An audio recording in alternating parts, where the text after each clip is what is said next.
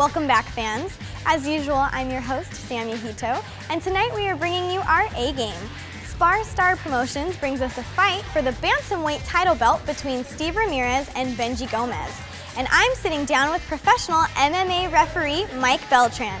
All coming up when we return.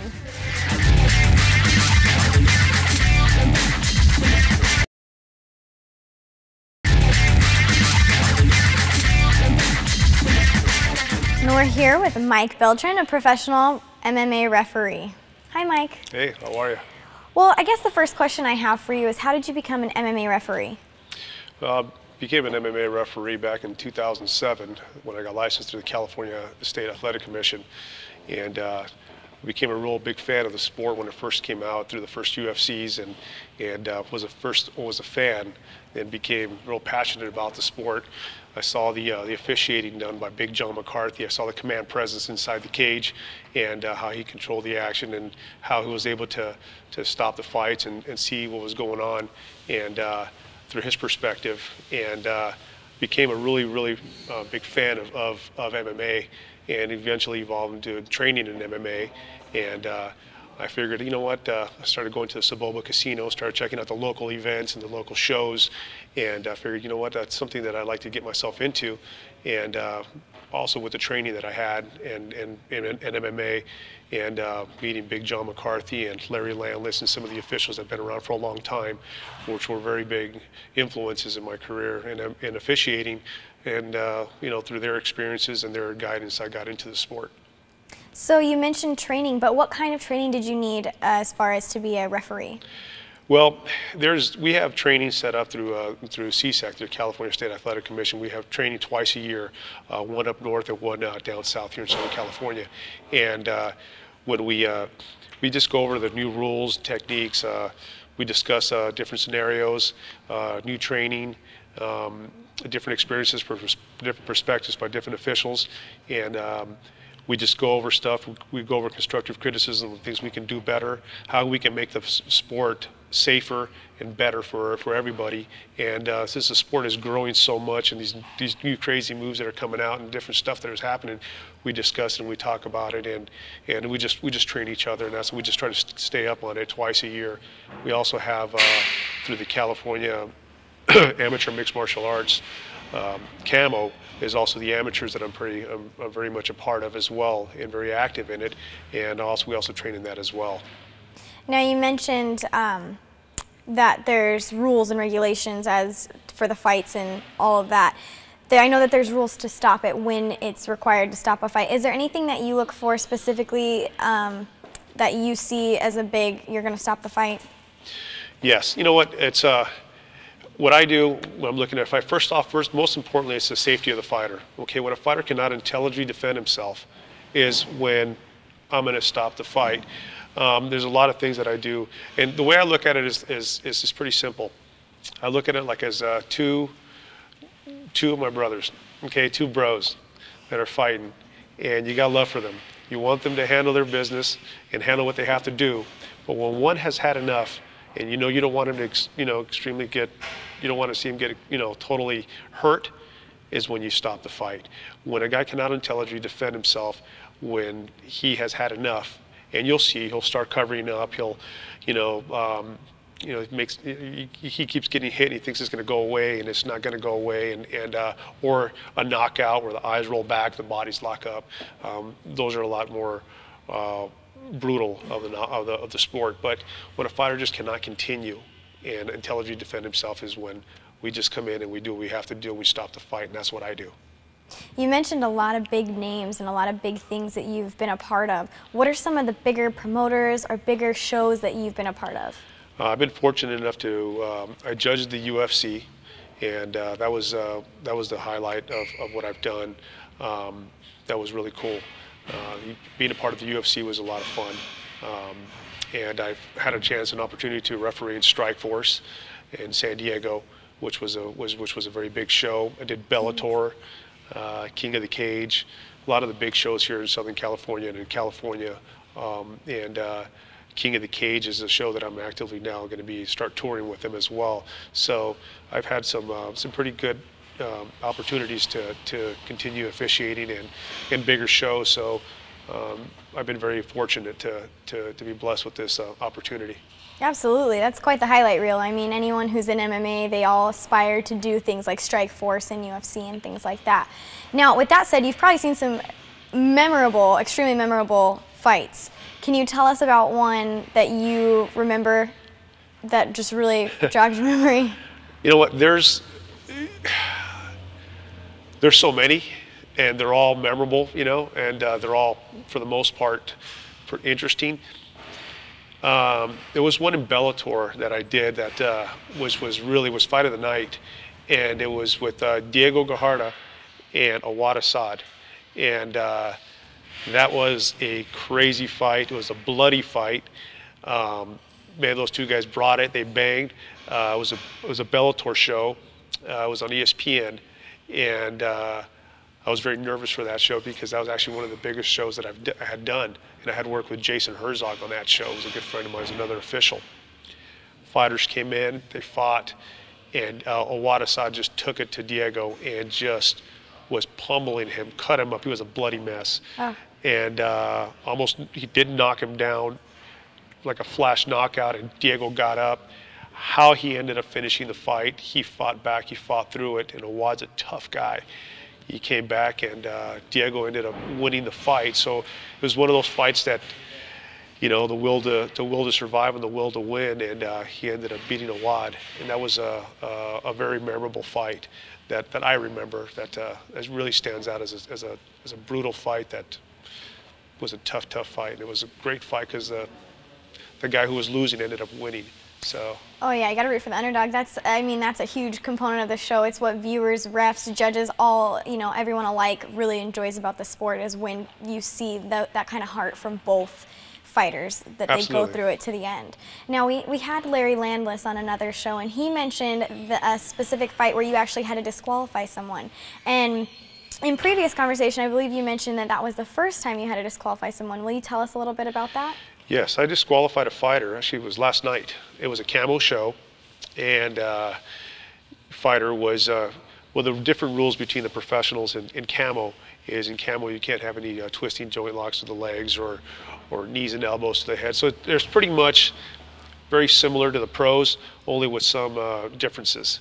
And it's mainly for the safety of the fighters, for knees and elbows to the head, the cuts, and the twisting joint locks to the legs.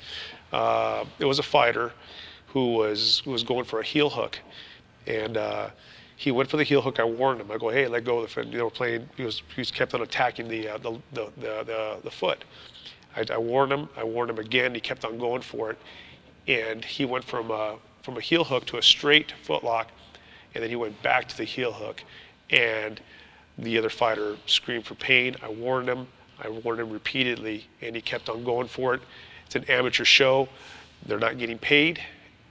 Safety of the fighter first and foremost. Fortunately, I stopped the fight, and I disqualified the fighter before causing serious injury to the other kid's leg. And I ended up disqualifying the fighter. It was unfortunate that the kid didn't listen. And you know, it was a lesson learned for him as well. You know, there's rules that are placed there to be enforced, and if you don't abide by the rules, then they're going to be enforced, and you're going to get disqualified, or you're going to have points taken away from you. And I disqualified that fighter. Now, fans are pretty diehard when it comes to things like this, and they tend to always go after the refs. What happened when you disqualified him? Was there an uproar? No, actually there wasn't. The fighter's corner that I disqualified him, they agreed. They saw what he did. We all have behind the scenes, before they get into the cage, we have the rules meeting, and we already have some kind of a rapport with the corners and camps, and we've been around each other for so long that we have a mutual respect for each other, and they know that what I say is, behind closed doors, this is the way it is. Once we hit the cage and once we hit the ring, that's it. It's game on, and these rules will be enforced. And you break the rule, you're going to get violated. So they knew what he did was wrong. They agreed. The fans, They were cool. They understood, you know, there wasn't any really lashing out. Obviously, they want to see, you know, blood and everything else, but it was very evident. It was very clear as to what he was doing was a foul. And fortunately for the fans, that they were educated enough in the amateur rules that there are no twisting joint locks. So I disqualified that fighter, and the right guy won, and he wasn't seriously injured, so it all ended well. Well, thank God. Yeah. Otherwise, there goes that kid's professional career. For a while, at least, yeah. Yeah, right. Now, you have, or do you have any mixed martial arts experience yourself? Have you ever competed? Yeah, you know what? I do train in Brazilian Jiu-Jitsu. I started formally training years ago when I was a kid. I boxed. So I did boxing when I started as a kid. I did some kickboxing, and as I got older, I got into, you know, I saw the UFC and I saw Royce Gracie and what he was doing to everybody else, and got into Brazilian Jiu-Jitsu and started grappling, and just became so passionate about it, and I love it, you know, and I still train today. I've been training in MMA and Brazilian Jiu-Jitsu, which helps me out in officiating, so I do understand what the fighters are going through.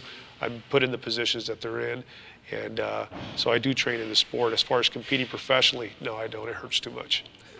That's how I feel. It's nice to hear someone else with that point of view. Yeah, I'm getting a little too old for that now. I just don't like to be hurt in general, so I don't have an excuse. Yeah, I don't want my hair pulled too much either. Oh, we can't have that. I don't Can't like have that at all, no. Well, thank you so much for taking the time to interview with us, Mike. It's been really enlightening. Thank you very much. Thank you for your time. No problem. Okay. And stay tuned because we have more coming up.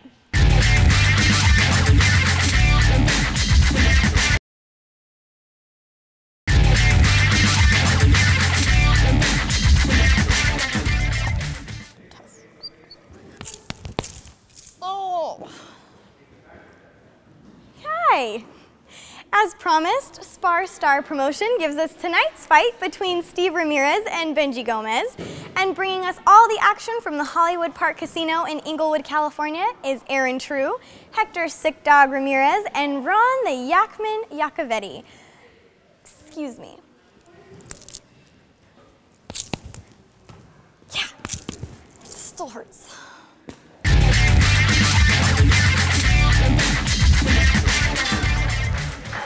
All right, fight fans, now in the ring, what you've all been waiting for. Here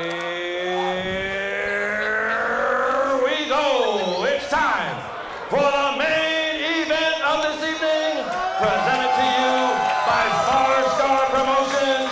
Now in the ring, 3 rounds of mixed martial arts for the vacant Spar Star MMA Bantamweight title. Once again, our referee in charge of this bout, Mike Beltran. And now, introducing to you first, fighting out of the blue corner, he is wearing white trunks. He is training out of Knuckleheads in Ventura, California. He weighed in 135 pounds. He brings to the cage an impressive record, 6 wins with only 1 defeat. Ladies and gentlemen, introducing Benji, the Brawler Gomez.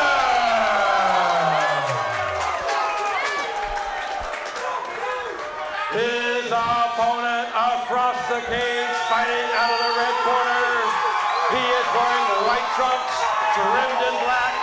He is training out of CMS Fight Team in Chino by way of Corona. He weighed in 135 pounds. He brings to the cage an undefeated record, 5 wins with no losses. Ladies and gentlemen, introducing Steve Ramirez.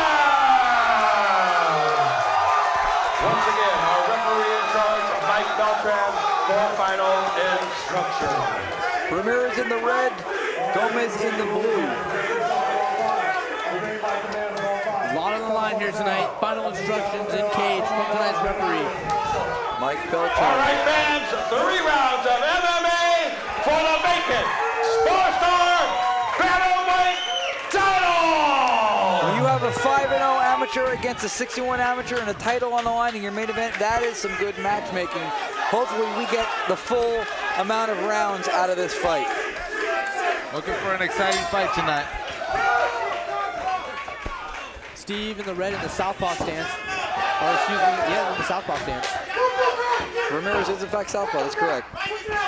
Looks like both guys in the southpaw stance here to start off the fight. That's interesting. Oh, Ramirez clipped on the chin, recovers, pulls guard. Yeah, Ramirez was leaving it off for a second. Big overhand right with that. Yeah, he got clipped. He was able to recover though. Hey, you better hope the ground game of Gomez isn't as dangerous as that stand-up was. And Ramirez here trying to get back to his feet. He's about halfway out. Gomez on top of the blue though, looking for a front headlock here. And then Gomez controlling that position. Go ahead. Gomez controlling that position, looking to get some cheap shot punches in there. Ramirez needs to get out of that position. It's not a good position for him. And now Ramirez abandoning the stand-up, and he once again locks up on the ground here. He needs to get an offense going, leave off of his back with the shorter rounds. Sometimes getting dominant position and keeping it will win the round. Yeah, that's a real good point. I think the referee is looking to stand him up because both fighters ain't doing much. Yep. Good call by Beltan. Mike Beltran, a very savvy referee. Gomez on top, he was on top, but he was just holding him down. Good call, good stand-up. Nice body kick by Ramirez.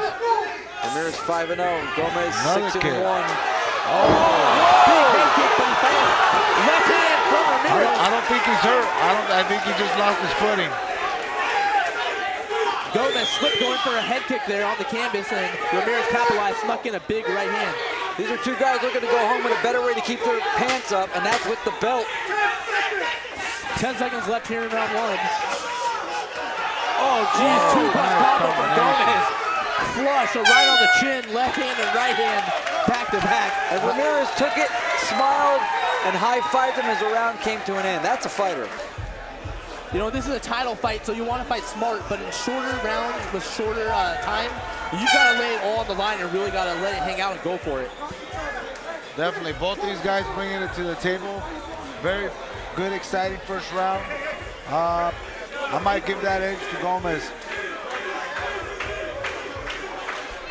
Yeah, Gomez clipped Ramirez early and dropped him, and it seemed like he landed the bigger and more effective punches during that first round. Exciting first round. I think everybody in attendance, and that is a lot of people in attendance, looking forward to the second round. I know we are. Yeah, this place is deafening. The crowd is going nuts. And as you say that, they come almost to a respective lull. In anticipation of this round, they're going to go nuts again, though, rest assured. Round number two. Huge lead uppercut by Ramirez, just missed. Those all you got uppercuts there. That is Ramirez in the red, Gomez in the blue. Nice inside kick by Gomez. Good head movement and combinations from Gomez. Gomez is looking to keep his head back and short those shots so he can't be countered. Oh, big right hand by Gomez on the chin of Ramirez. Gomez is kind of sloppy, but he's landing. It's effective. If you notice, Gomez, before he throws a lot of his combinations, the combinations that have landed is because of the start of his front leg kick. He throws the front leg kick, throws Ramirez off position, and then finishes with 4 or 5 combinations. And continue with those leg kicks. Ramirez throws a body kick. It's caught by Gomez and taken down briefly. Now both men back to their feet. Ramirez picked off that shot by Gomez. Something he needs to start doing more of. And Ramirez is leading with his chin. He's leading with his head. He's got his chin tucked, but he's leading with his head. Gomez doing a lot of head movement. The combination punching too of Gomez is what's catching Ramirez. Perfect call by Hector. He sets it up once again. An inside leg kick followed by a big punch. Big punch. Which lands.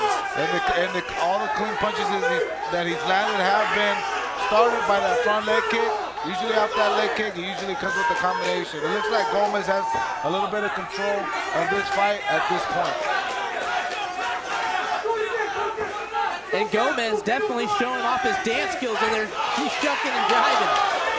Nice jab. Gomez's hands are starting to find a home quicker and easier. Ramirez trying to find his range, doubling up on the jab, throwing the big overhand left. A big difference on the stand-up. Gomez got a really good head movement. Ramirez is just standing still there, giving Gomez a good target. Both guys are tough. They're both standing there trading, but Gomez is landing the better on each exchange. He's getting the better of his opponent Ramirez, I think, in the first and the second round. Very good fight. Very close fight. I definitely give that second round to Gomez. Gomez needs to continue. Going into the third round, the same tempo, same combinations been working for him in the fight. Ramirez needs to do a little more head movement and change it up a little bit. He's losing the stand-up war. He might want to look for a takedown. Yeah, Gomez is landing consistently the hook, you know, the 3-2-3. Ramirez may look to try to throw down the middle, try to beat him to the punch. Gomez is winning the fight possibly on sheer attrition and volume.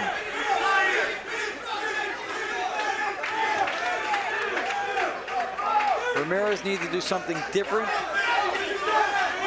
And we're here, I believe, in the final round of the 125-pound Spar Star MMA title fight main event. Here we go. Ramirez in the red, Gomez in the blue. Somebody wants that belt. Oh, big head kick, blocked, but still looked like it hurt Beltan off the arm. Again, Gomez being aggressive, keeping his tempo. He looks very comfortable there. Putting the pressure. Ramirez needs to change it up a little, keep his hands up. That's part of the problem right there too. Ramirez is having a very difficult time getting inside. Gomez is making him pay every time and moving him back. That lead right hook is landing that wheel. Wow, nice uppercut. Clean uppercut on that combination exchange by Gomez. Ramirez needs to stay tight and throw down the middle if he has a chance here, because Gomez is coming in with hooks. Ramirez isn't doing very much. He's just standing right in front of Gomez, and Gomez is just picking his shots now. As the final minutes of this fight go away, Gomez is doing what an effective NFL team does close to the end of a game. He's eating up the clock with complete control. And you notice Gomez, man, no matter what, every round he's had that head movement. He makes it hard for Ramirez to plant and throw that target. It's hard to hit a moving target. And that's what Gomez's success all the way up, leading up to this part of this fight. You're right, Ramirez can't get in a rhythm because he can't plant his feet. Gomez is gone. He's moving around out of the pocket. Very elusive. Yeah, for Ramirez, it's almost like fighting a ghost. Yeah, Gomez is landing that lead right hook every time. Ramirez does not have an answer. You're seeing it on the side of Ramirez's face there. Yeah. He's eating a few shots too many. Again, Gomez staying very consistent. Moving his head, a lot of head movement, coming from different angles. Final seconds of the round. And Ramirez just had no answer tonight for that lead right from Gomez. Did Gomez do enough to take home the brass? Very good fight. Gomez executed everything he wanted to do. He did a great head movement, was aggressive from the start, and I think he takes the belt. I think we got a champion tonight. Yeah, Ramirez spent a majority of the fight trying to solve a puzzle that was Gomez. He never really found a rhythm. He never really found a way to get inside, to land, to not get hit as much. And before he realized it, the fight was over. You know, it's just like, well said, just like you said, trying to solve a puzzle. You're trying to solve a puzzle when all the pieces keep moving. Just like Gomez's head kept moving, he kept moving. He was very elusive. It's hard to put that puzzle together when everything's moving around. Yeah. A lot of difficulty, a lot of movement by Gomez. An offense that was not one shot at a time, and strategically putting it together, like you said, but coming in with the kick, putting shots behind it. It was punches and bunches. He never threw one punch. He set up his combinations with that left front kick. He was throwing body shots, head shots, leg kicks, head kicks, mixing it up, dancing around. He looked very sharp tonight.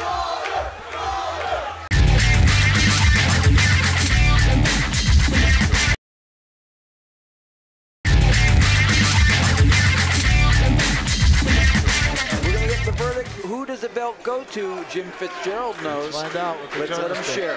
Share, Jim, share.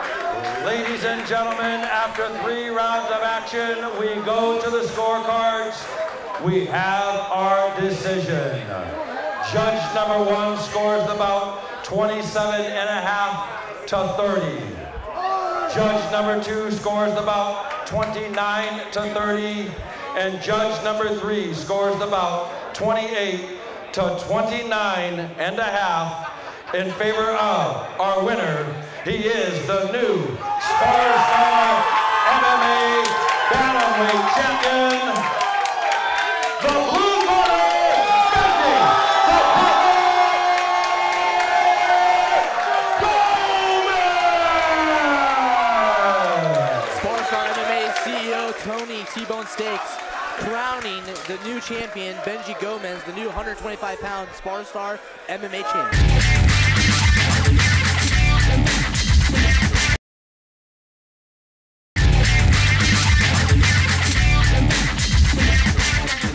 And that's a wrap.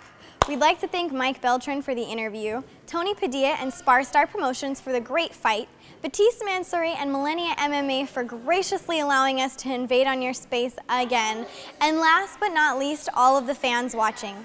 If you want more info on upcoming Spar Star shows, go to sparstarpromotions.com. And until next time, this is IE MMA.